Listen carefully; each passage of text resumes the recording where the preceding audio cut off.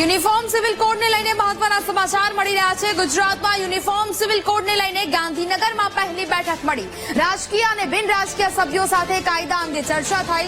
Supreme કોર્ટના નિવૃત્ત જજ અને સમિતિના અધ્યક્ષ રંजना દેસાઈની અધ્યક્ષતામાં બેઠક મળી છે।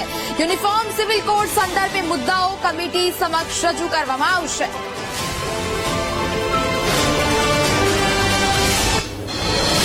રાજકીય અને બિન રાજકીય લોકો વચ્ચે આ મીટિંગ છે તે મળી છે ને આમાં કોડને લઈને સૌપ્રથમ બેઠક ગુજરાતની અંદર મળી રહી છે। યુનિફોર્મ સિવિલ કોડના માટે બનાવાયેલી કમિટીના અધ્યક્ષ અને સુપ્રીમ કોર્ટના પૂર્વ જજ જે છે રંजना દેસાઈ તેમના અધ્યક્ષતામાં આ બેઠક મળી રહી છે। ગાંધીનગર ખાતે આ બેઠક જે છે તેની પૂર્વ તૈયારીઓ અત્યારે હાલ કરવામાં આવી રહી છે। ખાસ કચેરી ફાળવવામાં આવી છે, કારણ કે જ્યારે મુખ્ય કચેરી નવી દિલ્હી ખાતે છે ગુજરાત ભવનમાં, પરંતુ જ્યારે ગુજરાતમાં મહત્વપૂર્ણ બેઠકો થશે તે આ કચેરી ખાતે થશે અને આ બેઠકની પૂર્વ તૈયારીઓ અત્યારે હાલ કરવામાં આવી રહી છે।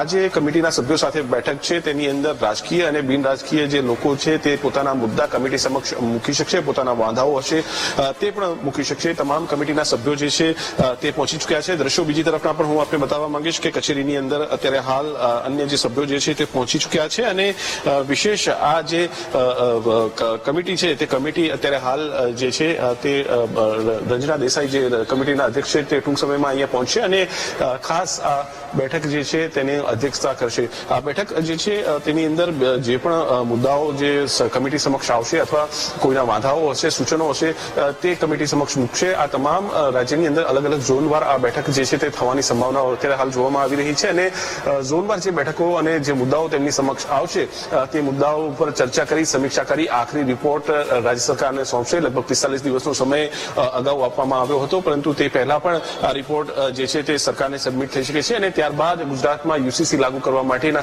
જે છે તેની સરકાર સાથે આખરી નિર્ણય કરવામાં આવશે। જોકે અત્યારે હાલ પ્રથમ બેઠક ગુજરાતની અંદર થઈ રહી છે અને તેની તૈયારીઓ કરવામાં આવી રહી છે।